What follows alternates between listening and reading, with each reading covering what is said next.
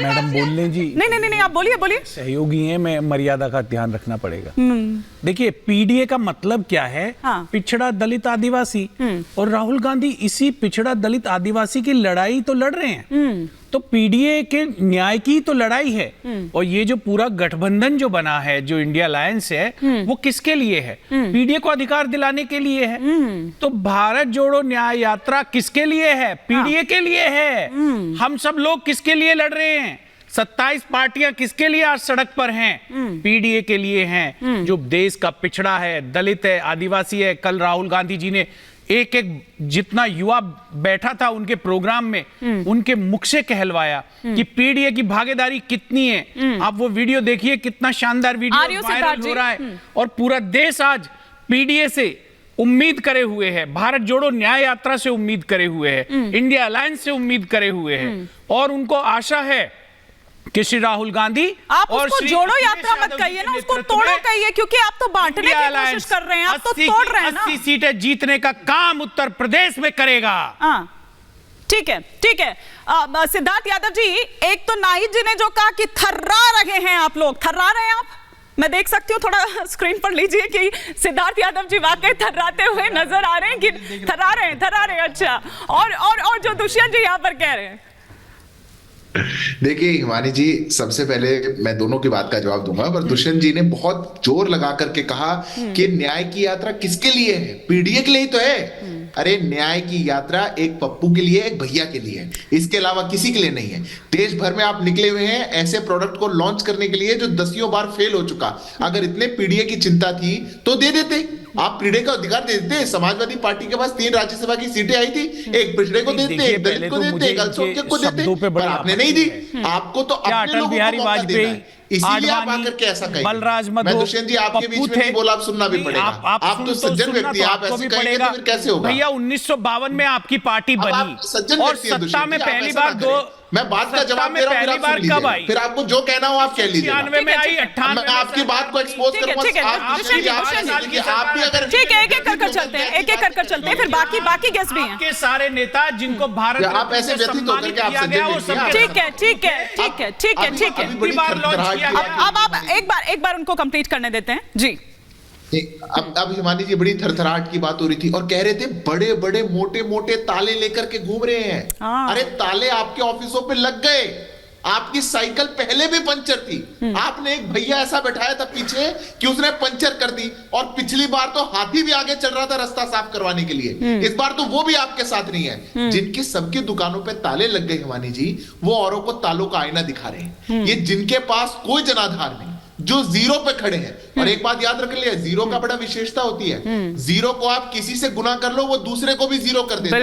ये जीरो वाले लोग हैं। ये इनको भी जीरो करके मानेंगे। और ये जब बिल्कुल अपना नील बटा सन्नाटा जिस दिन कर लेंगे, उस दिन ये चैन से बैठेंगे और फिर देखना एक दूसरे को बोलेंगे अखिलेश वखिलेश, अरे ये आए थे धोखेबाज, ये सब एक दूसरे को बोलेंगे। कुछ महीनों की और बात है। ये जो भ्रम है, जहां आइडियोलॉजीज मैच नहीं होती, जहां मेल नहीं है इसी चीज का, जनता के लिए कोई विजन नहीं है, करप्ट पार्टी, 70,000 करोड़ का घोटाला, चक्की पीसिंग पार्टी, डीएनए खराब पार्टी, उन सब को इन्होंने गले लगाया। ठीक है। बात करते हैं बड़ी बड़ी, और झुक किनके सामने जाते हैं?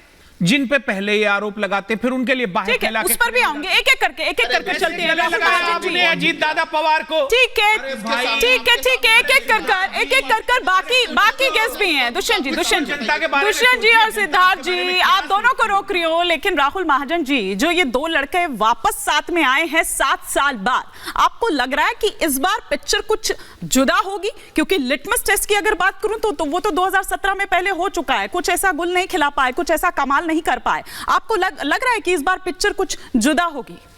देखिए, जहाँ तक समाजवादी पार्टी का सवाल है, उन्होंने अपने आप को उत्तर प्रदेश में जो एक टक्कर की पार्टी बना रखा है। ये तो हम सब जानते हैं कि पिछली बार विधानसभा चुनाव में उनका अच्छा प्रदर्शन था, और वैसे भी जो है लोकसभा चुनावों में भी बीएसपी के साथ उनका प्रदर्शन, 5 सीटें आई थी, बहुत कम सीटें थी। लेकिन क्या सपा और कांग्रेस मिलकर कुछ मतलब ज़्यादा असर डालेंगे? इसकी संभावना नहीं दिखाई देती है। अगर हम जो कांग्रेस को सीटें भी मिली हैं, उसमें से सहारनपुर, अमरोहा, देवरिया, सीतापुर, बुलंदशहर, इलाहाबाद या उसको आप प्रयागराज भी बोलते हैं, इन सीटों की भी बात करेंगे तो अंतिम बार जब ये सीटें जीती गई थी कांग्रेस द्वारा तो 1984 में जीती गई थी। तो ऐसा लगता है कि अचानक कुछ कांग्रेस का ग्राफ बढ़ जाएगा, ऐसा तो नहीं लगता है। दूसरा, हमने ये देखा है कि जब बीएसपी और समाजवादी पार्टी साथ आए हैं तब भी जो बीएसपी का वोट है वो कभी समाजवादी पार्टी के पास नहीं गया। मतलब बीएसपी अपने वोटों को संभाल के रखेगी और ऐसे में बीएसपी जो है उन्हीं वोटों में डेंट डालेगी जो कि इन लोगों के साथ हैं। बिल्कुल। तो मुझे लगता है कि, और दूसरा, अचानक कोई जो कांग्रेस का वोट है जो कि अपर कास्ट का वोट जो कांग्रेस को पड़ता है वो अचानक कोई सपा के साथ चला जाएगा, ऐसी भी संभावनाएं कम है। तो ऐसे में बीजेपी उत्तर प्रदेश में खास तौर से बड़ी स्ट्रांग विकेट पे चुनाव लड़ने जा रही है और ये मुश्किल जो है दोनों ही जो कांग्रेस और सपा है उसके सामने आएगी कि क्या वो कांग्रेस वो बीजेपी को किसी भी तरह की टक्कर दे पाएगी कि नहीं। बिल्कुल बिल्कुल। 80% वोट बैंक के ऊपर चुनाव लड़ रहे हैं। पीडीए का वोट प्रतिशत उत्तर प्रदेश में आप हिसाब लगाएंगे तो 80% से प्लस है और वो वोट बैंक इंडिया अलायंस को जब पड़ेगा तो मैं समझता हूं भारतीय जनता पार्टी की पिच के धज्जियां उड़ जाएंगी, खाता नहीं खुल पाएगा। और ये आप देखते रहिए और आप देखिए आगरा में कितनी भीड़ थी, इलाहाबाद में कितनी भीड़ थी।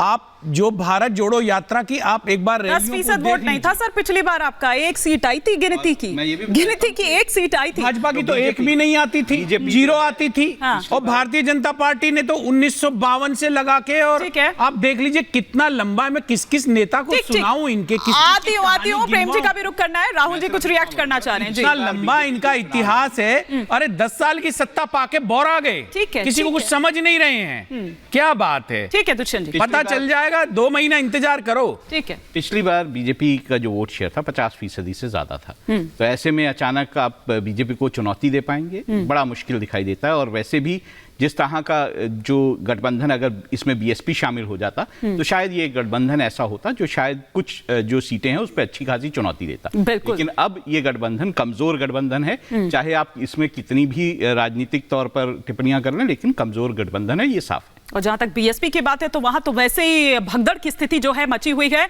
मैं रोहित अग्रवाल जी आ रही हूं, लेकिन एक बार जरा प्रेम जी से कि प्रेम जी क्या आपको लग रहा है कि वाकई में कुछ ऐसा कमाल नहीं कर पाएंगे, या फिर जिस तरह से राहुल महाजन जी ने यहां पर कहा, या फिर ये देखिए कि उत्तर प्रदेश में एक नई जान फूंकती हुई नजर आ रही थी, ऐसा लग रहा था कि INDIA गठबंधन के दिन अब बहुर रहे हैं, क्या हो पाएगा वो? देखिए, राहुल महाजन जी की बात को सही मान ले तब तो राजीव गांधी जी की सरकार कभी जानी ही नहीं चाहिए थी। 400 से ज्यादा सीटें जीत करके वो थी, लेकिन 50% किसी को पिछली बार मिला है तो इसका मतलब वो परमानेंटली ठेका थोड़े मिल गया। 50% ने दे दिया जनता। जनता हर बार अपने डिसीजंस को देखती है, बदलती है, और इस बार जो है डबल इंजन सरकार का डबल अटैक जनता ने झेला